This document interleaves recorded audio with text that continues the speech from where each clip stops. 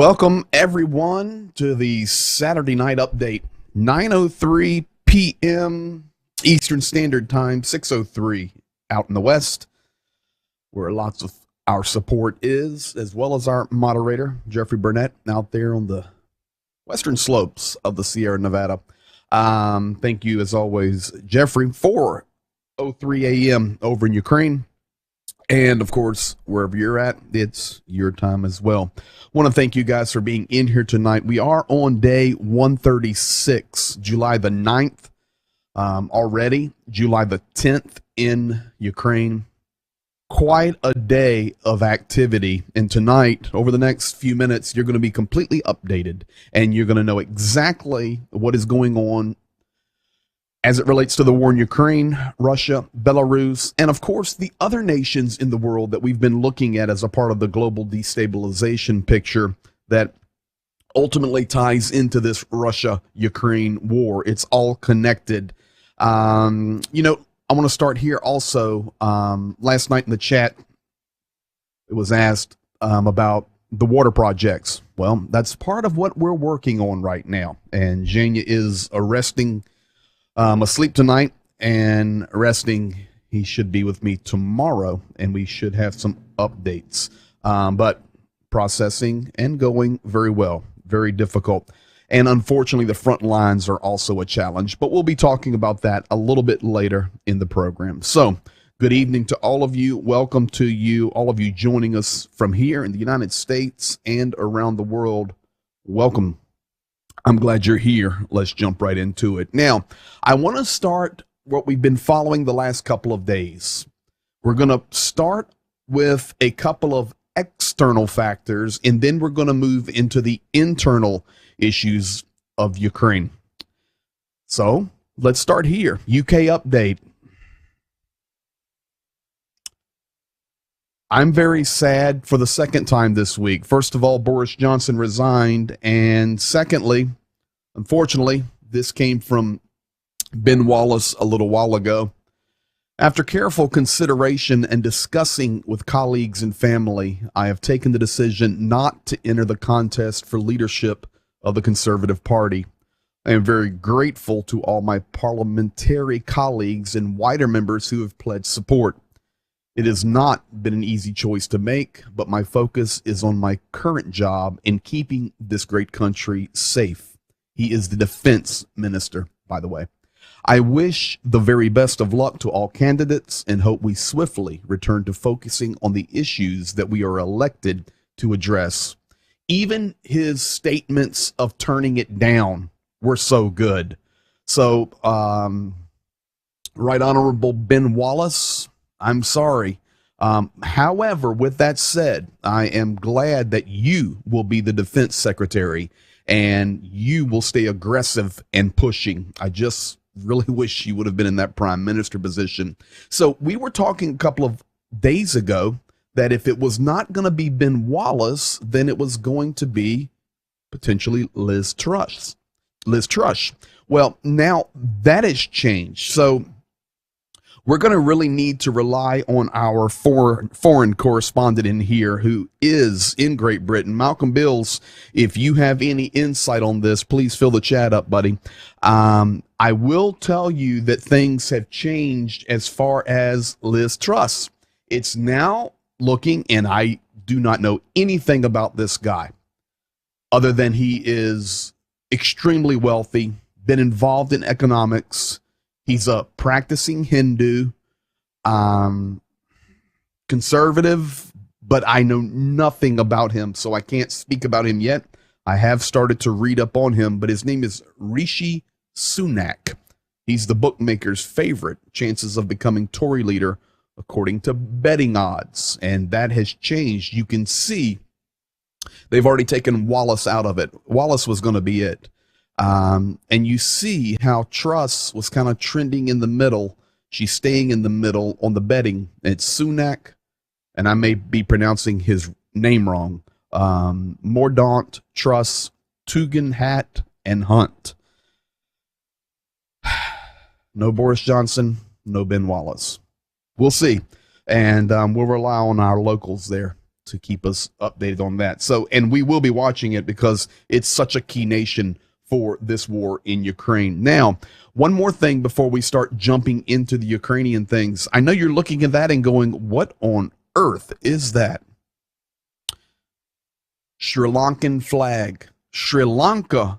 Come on, PG. We're talking about Great Britain here, the war in Europe. Yes, we are. The war in Ukraine. But remember last night, Zhenya and I were talking about global destabilization. We were looking at biblical things. And maybe 3 nights ago, when I revealed to you the Putin plan, and the Putin plan was global destabilization. Now, I'm not saying that this has anything to do with Vladimir Putin. However, it's just a continuance of what we're seeing globally, and it is complete destabilization. Today, Sri Lanka went bonkers.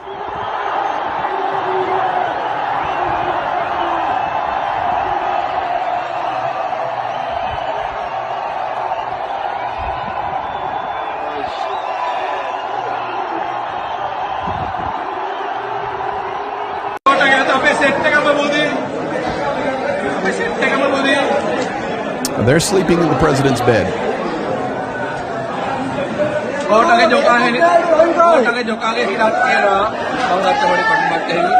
Using his Q-tip. Why am I showing that?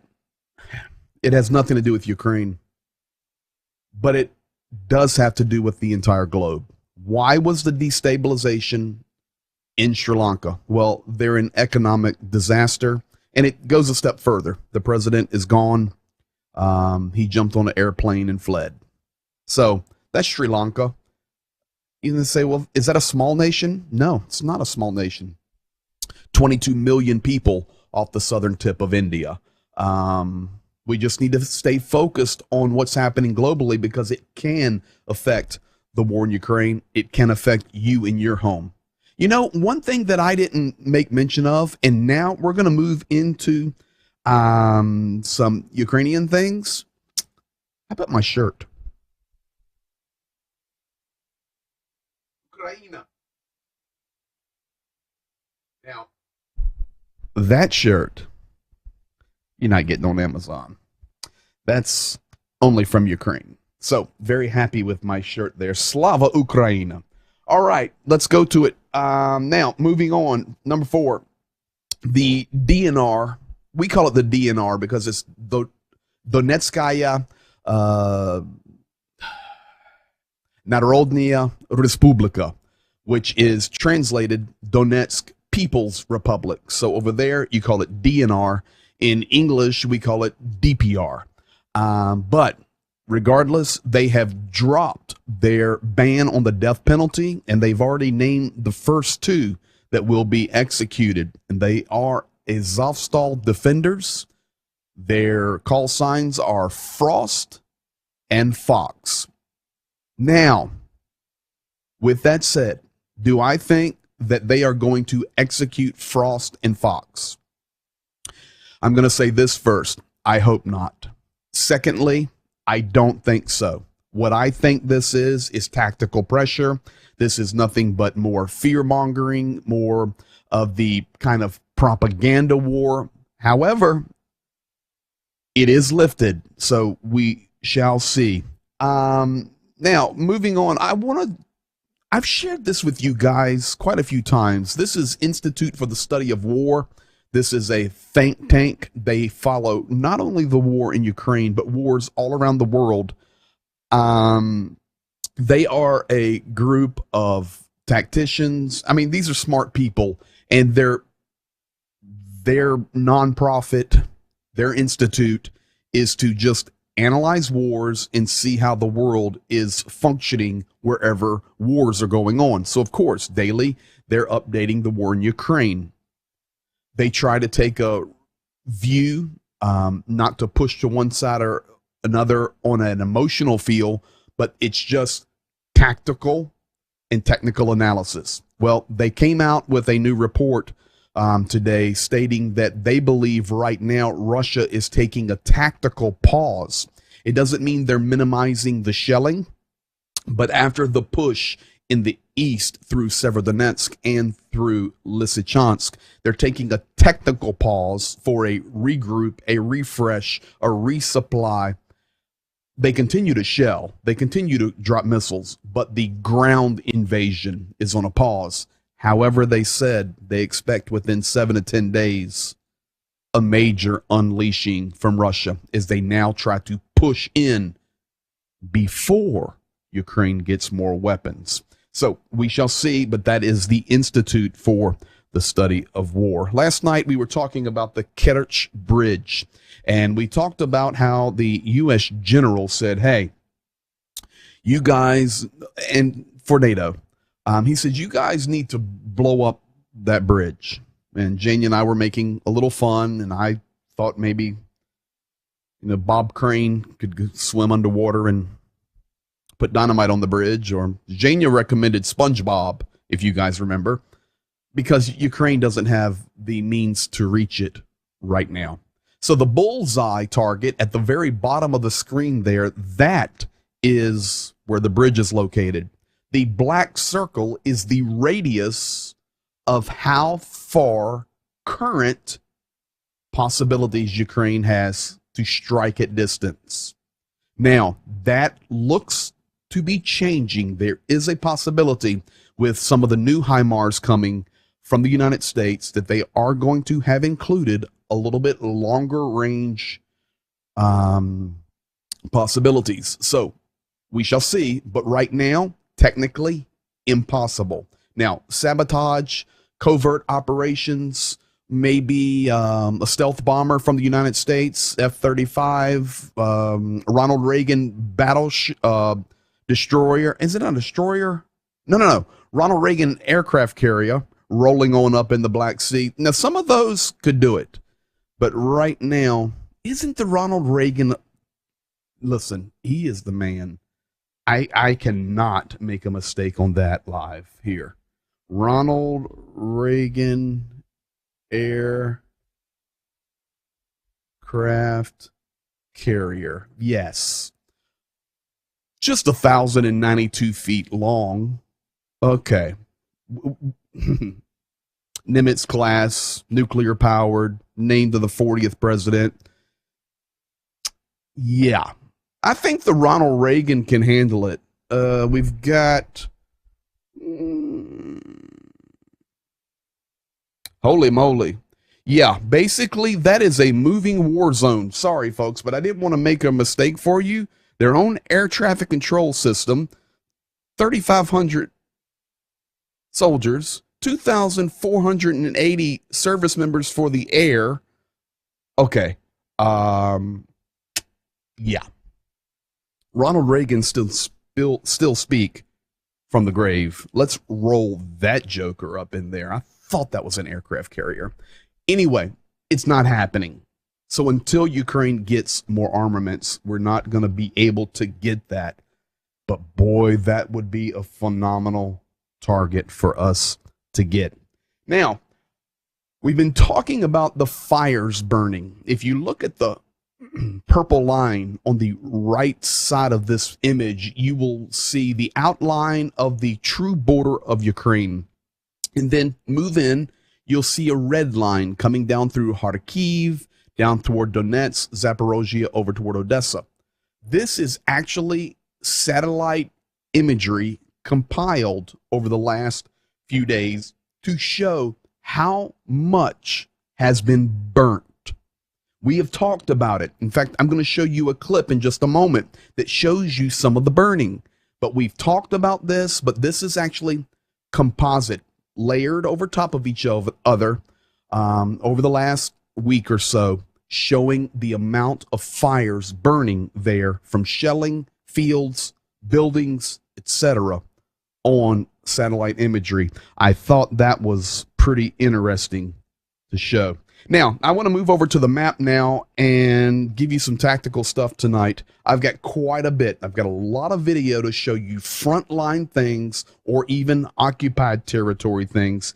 And I think give you a lot of clarity tonight on day 136. So I'm not going to start any specific order, but I do want to begin in one place, and that's Melitopol. Why Melitopol? Because I think it was 2 or 3 days ago, I was showing a graphic how Russia was pushing military infrastructure out of Rostov-on-Don through Mariupol, coming into Melitopol so that they can push up to Zaporozhye. Well, Ivan Fedorov, the mayor of Melitopol, released a message this morning that was not fearful, but truthful. He says, Ukraine, please listen. I know that we're having some success in the south, and we're doing great. We're pushing back, out of Kryvyi Rog toward Kherson, Mykolaiv, Zaporozhye. We're doing good.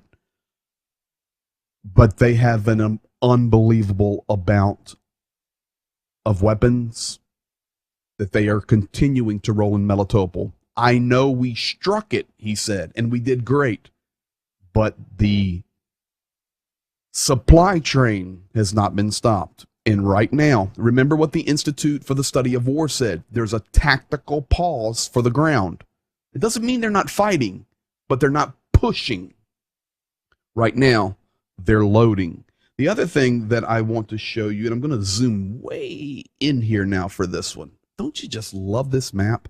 I do too. We're going to go, let's go orange. And right here, that is the nuclear power plant from Energodar, just below Zaporozhye. Well, over the last 36 hours, Russia has been shelling a couple of regions. They've been shelling Nikopol. They've been shelling Lysychansk. They've been shelling Marhanets. Where from? Right here, from the nuclear power plant. Remember, we've known this for 2 months. They're loaded there with munitions, and they do lots of firing with rocket systems from the nuclear power plant because they know that Ukraine cannot respond. So they're striking this way, this way, this way, trying to soften it up. And unfortunately, Ukraine is not able. They're not going to take the chance of a nuclear disaster. So that's another thing that we need to keep our eye on. Now, there's quite a few other things that I want to talk about in the update, technically and tactically, on the map tonight. But we're going to start with a basic overview. This is out of UATV. They're going to talk about several different locations. Then we're going to come back to the map, and we're going to look at them in a little bit more detail. So here we have it. This is fantastic. Great overview. Bakhmut, Soledar and Slavyansk are the areas that may become the next target for Russian occupiers. This was stated by the Donetsk Regional Military Administration. The armed forces of Ukraine are already prepared for such a development of events. Bakhmut is the closest, about 8 kilometers to the front line. Slavyansk is a little further away, but it is also the distance that allows using multiple launch rocket systems. Therefore, in this case, these directions are most under threat. The Ukrainian military succeeded in repelling several attacks in the Slavyansk and Kharkiv directions at once.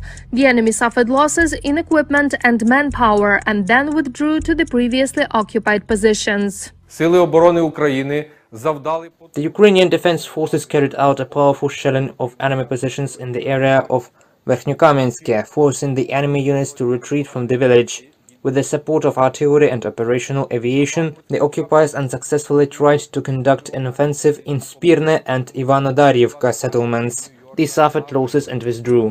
In the south of the country, the Ukrainian army destroyed 2 more command posts of the Russian occupiers. An ammunition depot in Novokakhovka was also destroyed. An enemy tank company of 9 units of equipment was also burned down. The office of the President of Ukraine states that the turning point on the battlefield is now beginning. Over the past week, 16 positions with Russian barracks and ammunition depots have been destroyed. In addition, the enemy is forced to take operational pauses due to losses. That is why, without fail, a certain turning point in the war is already beginning, because the Ukrainian army has shown the main directions of its attacks exactly the storage sites and operational control centers of the army structures.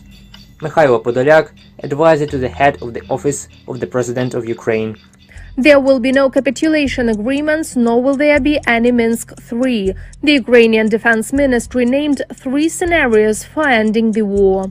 The first scenario would be approximately the same as the goodwill the Russians pronounced when they fled from the Kiev region, Chernihiv region, Sumy region and Snake Island.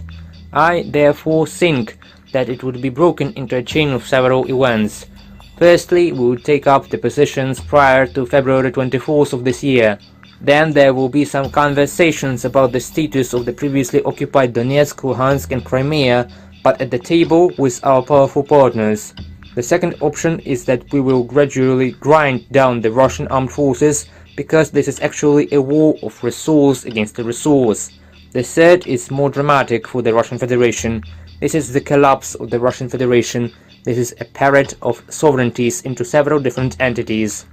Alexei Reznikov, Minister of Defense of Ukraine. The Russian occupiers continue shelling the Dnipropetrovsk region. A residential neighborhood in Kryvyi Rih came under fire. 2 people were killed and 2 more were wounded. President of Ukraine Volodymyr Zelensky came to the front line and visited the wounded Ukrainian soldiers.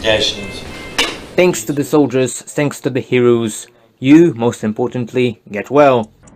The enemy does not stop shelling the Odessa region. 2 cruise missiles were fired at the region. Fortunately, the missiles exploded over the sea in the air. 2 enemy sea mines were also removed. One was deactivated by our soldiers on the Black Sea coast and the other in the Dniester estuary. 5 people were killed when Russian occupiers shelled Bakhmut and Siversk in the Donetsk region. 3 people were wounded, including a child. Also in the region, 8 fires on wheat fields were extinguished. The enemy is deliberately firing to endanger the Ukrainian harvest. Russia could provoke a world famine, the military administration reported. Reported by Marina Stepanenko, Alexander Belov, UATV News. So I think that right there is a fantastic overview for what's going on just around the country. And there's a couple of things that we actually learn from that. Let me go back here for a second. What do we learn from that overview? And that's from the Ukrainians. Number one, Ukraine is doing a great job. I mean, just to be able to hold off and push. And you can see that with their report, the cruise missiles are still flying, the shelling is still happening, but that push from ground forces is on the tactical pause. The Institute for the Study of War, they're spot on. They were talking about strikes in Dnipro, which is Dnipropetrovsk, Kryvyi Rih, Kharkiv, the hot zone in the east, Odessa, Mykolaiv, Kherson. These are the same places that we have talked about and we continue to talk about. Now, with that said, let's look at Kharkiv. Just this morning, Kharkiv was struck. I have about a 10-second security camera video clip. It's just mounted on a house, and you're looking. So what are you looking at, and what are you going to see? You're going to see this morning, July the 9th, a missile strike in a residential area of downtown Kharkiv just a few hours ago. So here it is.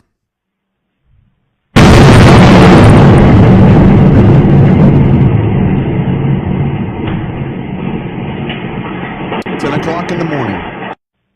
I'll rewind it back for you so you can see it again.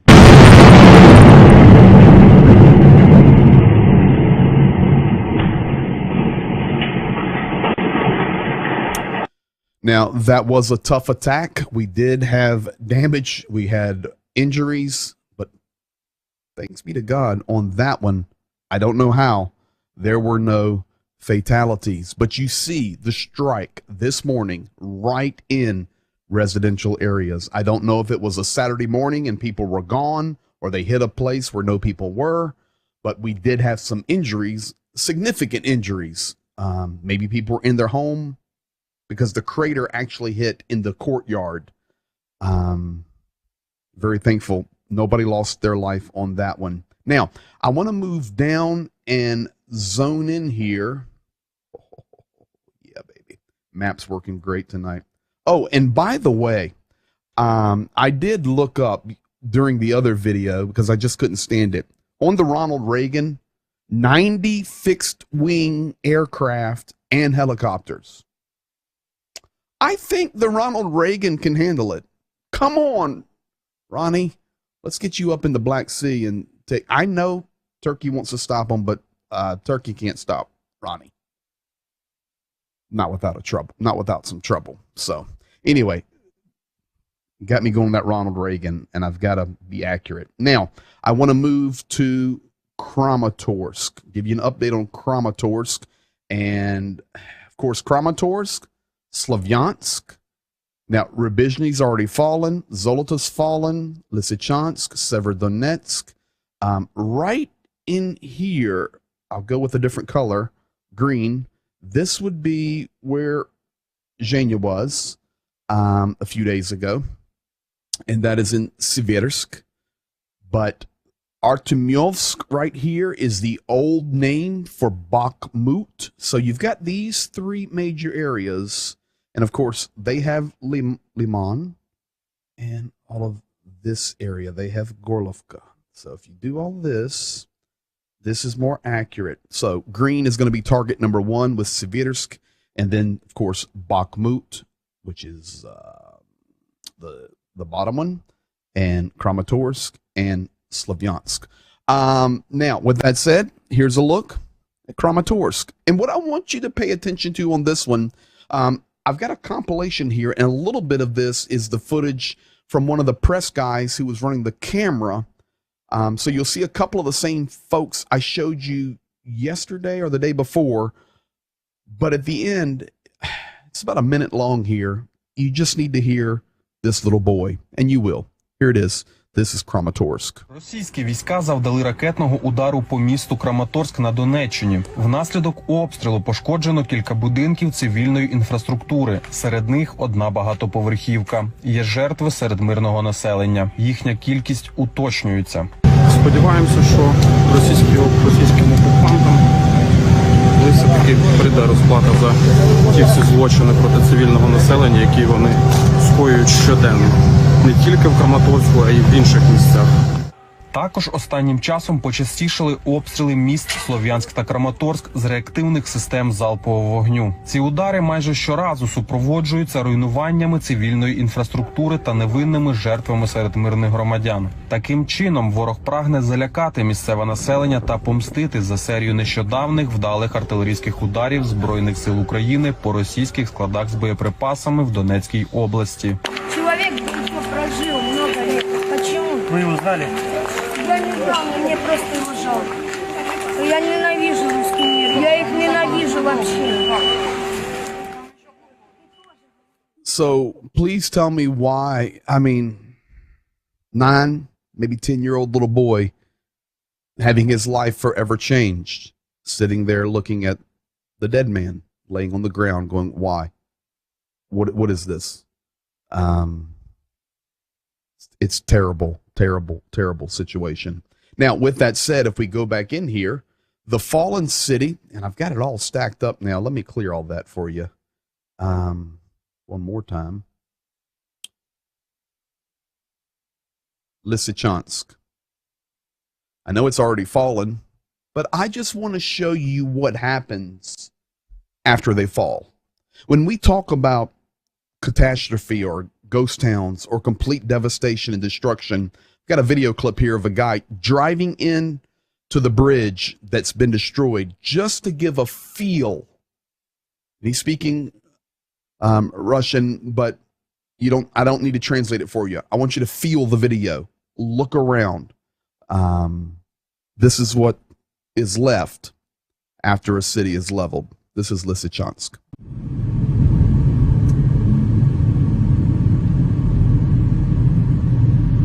is the bridge going into Lysychansk. There's one of the factories. Да, картина прям постапокалиптическая.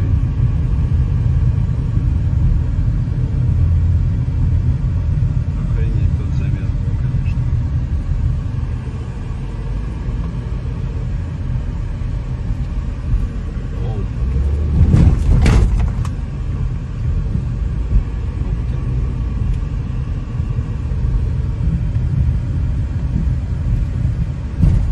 It lets you see the terrain, the hilliness, dryness. That's why this war's not easy.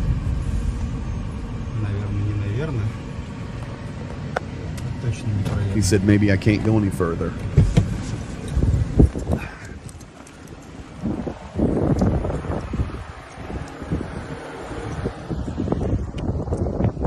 That was the river, folks. Seversky Donets. We're getting to see stuff tonight that we talk about.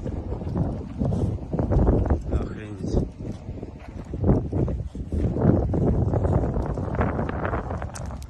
Знакомый запах.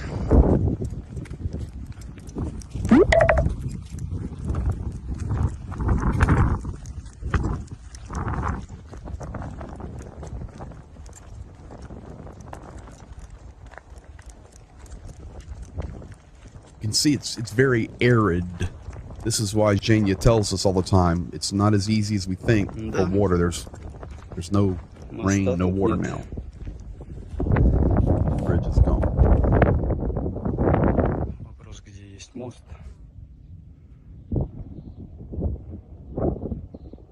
Офигеть там было. Рубило. So there you have it, folks. That is Lysychansk. That river was the Seversky Donets River. You can see it's not easy. Well, they're just going to cross the river. No, you're not going to cross that river easily. It's a big ravine down. It's a big ravine up. It's steep.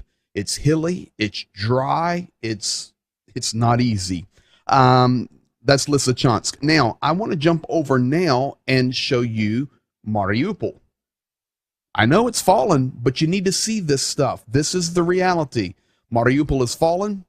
Mariupol right now, July the 9th, should have 50 to 100,000 tourists there covering the beaches, playing at the amusement parks, going to the restaurants. Mariupol, remember, is a sea town, not just a port, but it's a holiday center. Holiday meaning in American English, vacation. It should be loaded on the beaches. It should be loaded on the boardwalk. I have a guy driving through Mariupol at the boardwalk. Решили проехаться на Белосарайской косе мимо местного рынка. Вот, заметили только то, что вот там, где детская, вот буквально круги и прочее, тут как бы ассортимент вполне себе. А остальной рынок, можно сказать, вообще умер. Going through the market, что рыбный, что everything's продуктовый, gone. магазины, кафешки были, все закрыто. Everything's Так вот, closed пару up прилавков tightly. стоит, и вот один магазинчик. Everything should be Больше open. здесь сейчас как бы One little вообще market. настрой не очень, скажем так. А вот тут парень стоит, тут с машины тоже торгует, мы у него скупились. There would be the amusement park. Овощей. Не No знаю, people. вечерком еще пройдемся, посмотрим, работает ли парк местный. Тут That's our park аттракционов. should be working. Not working. Ну, что-то мне подсказывает, что он не Right behind that's работает. the ocean, the sea. So it just shows you there these places are gone. I've hit Kharkiv, Kramatorsk, Lysychansk, Mariupol, got it all done in a good dart. Now, I want to move tactically on to the next thing that I think, I'm not sure you will see or hear anywhere else, but we'll see. This is a map that I've prepared for you tonight. This is the nation of Belarus. Belarus, of course, in the news big time because they've opened up their military bases for Russian forces officially, although they've been open for Russian forces since the war began or even before. In the middle there, this is written in Russian, that's Minsk. And all these icons that you see, paratroopers, airplanes, helicopters, all of this is twofold. There is training going on. There is an accumulation of Belarusian and Russian forces and equipment and tactical gear pushing down toward the border of Ukraine. We know there's 7 battalions sitting on the border and more are coming. Even today, Ukraine said, listen, so much activity is happening in Belarus that, of course, we watch it. Of course, we have defenses ready, but we're having to focus on it more because on this tactical pause where we're just shelling, we're not pushing, they're loading. This is why the Institute for the Study of War said next 7 to 10 days could get very aggressive. Now, I want to explain this map to you. And then when I was preparing this map today, a thought occurred to me. Could we be missing the boat here? Could we be missing the boat? You say, what are you talking about? Let me explain the map. On the right, shaded in red, Russia. On the bottom, shaded in blue, Ukraine. The regular portion of the map, unshaded, is the nation of Belarus. On the left, shaded in orange, Poland. Upper left, shaded in green, Lithuania. You see right there at the very top of the map the name Vilnius. Vilnius. I know it's a B, but it sounds like a V. Vilnius. Now, right at the upper left-hand corner, I've got one little red streak there. You know what that is? That's Kaliningrad. So as I was preparing this map and said, okay, yeah, they're pushing, they're preparing more for Ukraine, a thought dawned on me. What if this is a ploy? What if this is a tactical movement? Remember what Russia has been saying for the last few days. Lithuania, stop it. Let our goods come through. What if we've made a mistake and Belarus is not prepping for Ukraine, but maybe they're prepping for Lithuania? Just a thought. Because that's the border coming into Vilnius and pushing in toward Kaliningrad that Russia would have to move. Maybe, just maybe, it's not so much this as it is preparation for this. We shall see, and if it's accurate or not, it's going to be on video on July 9th, and we can come back and look at it, but I think that is a possibility. Last couple of things I want to give you tonight. Gonna give you a smile. Well, the first one's not. It's gonna just give you some reflection time. But the last one, you definitely, guys, are gonna smile. I might even have to play it twice. First of all, let's start here. I want to pay special tribute and give a thank you to the medics working on the front lines. I know we have medics actually in this community, and we're very thankful for you guys, and it's very difficult job. But one thing you need to know about Ukrainian medics, many of them are young girls, 18, 19, and 20 years old. If you're in the community tonight and you have grandchildren that age or children that age, or maybe you're that age, you understand that if you're not in the war zone, what are you doing? You're looking at your phone. You guys are TikToking or whatever you do. You're Instagramming. I know 18, 19, 20, you don't Facebook. So you Instagram, and you've got the finger scroll disease. That's what 18, 19, and 20-year-olds do. Not laying in a bunker identifying caliber of shells that are flying over her head, reflecting about the war. No body armor, nothing. Just a little green and her radio. laying in a bunker. So tonight, tribute to the medics. Ще, походу, у нас горить наша посадка.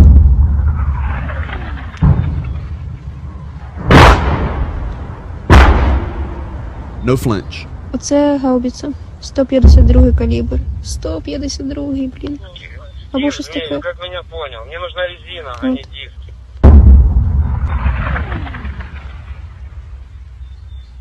Мимо пролетіло. Далі лягло. От. Так що все трохи по-іншому, ніж я собі уявляла.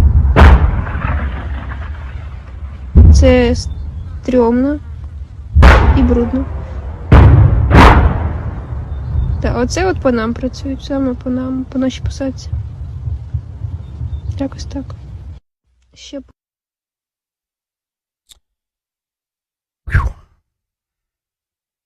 She's 19 years old, laying in a bunker, waiting to do her job, identifying howitzers. Oh, that one flew past. This is not what I expected. It's dirty. And if you were listening, you can even play back the video when we're done. You can hear the flies flying by. I hear them. I got earbuds in.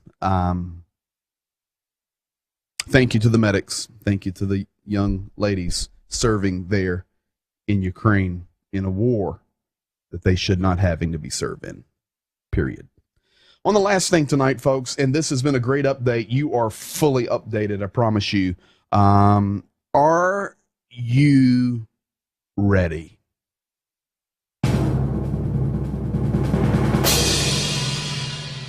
Got him. Got him.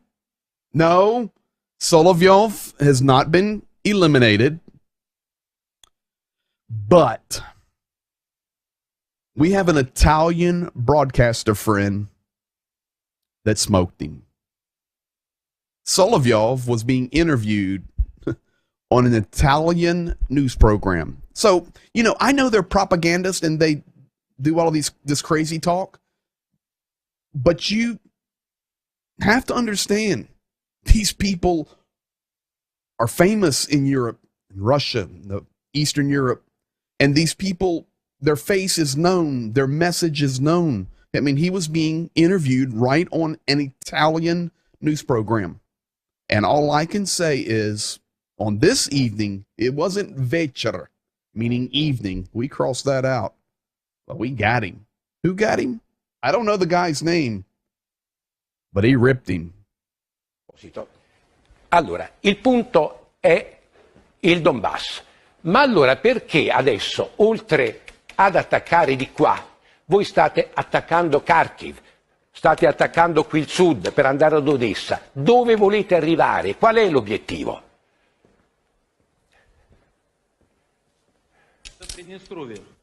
Fino al Transnistria, se vogliamo essere precisi, però vogliamo tornare un attimino un passo indietro nel questo mi pare, 2014. questo aspetta, questo mi pare interessante. Lo ripeto, scusa Vladimir, potere legittimo voi nel paese.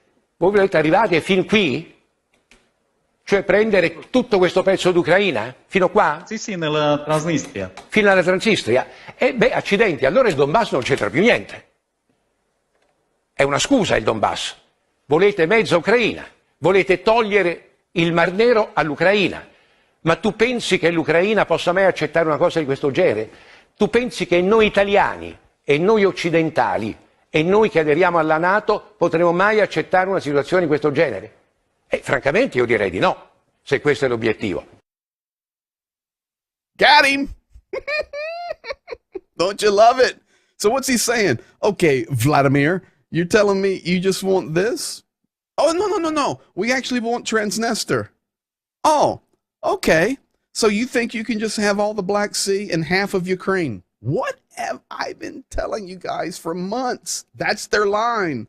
I'm telling you, they want that.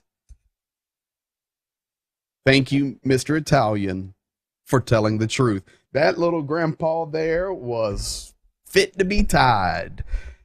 Thought you would enjoy that tonight. You know what? That's worth playing again, and then I'll tell you good night. Allora, il punto è il Donbass. Ma allora perché adesso, oltre ad attaccare di qua, voi state attaccando Kharkiv, state attaccando qui il sud per andare ad Odessa? Dove volete arrivare? Qual è l'obiettivo?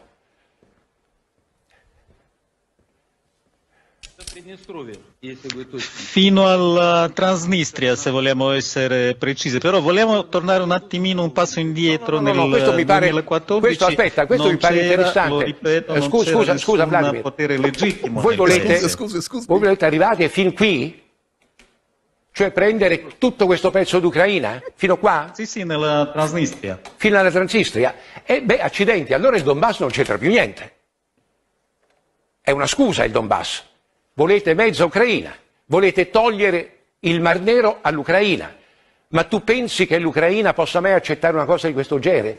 Tu pensi che noi italiani e noi occidentali e noi che aderiamo alla NATO potremo mai accettare una situazione di questo genere? Francamente io direi di no, se questo è l'obiettivo. Didn't you just love Solovyov? Got him. Finally, somebody in the media somewhere has discovered some truth. Of course, they don't want the Donbass. It's just an excuse. They want half of Ukraine. And if it goes sideways, Poland, Latvia, Lithuania, Estonia. Telling you, that's where we're at. Folks, you're fully updated tonight. Thank you for being here. This has been a great update. Day 136 in the books.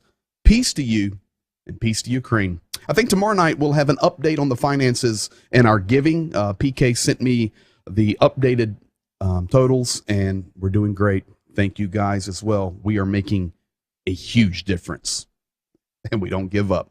We never give up. In fact, that was the title of the program tonight. Never give up. Peace to you. Peace to Ukraine. See you in 23 hours.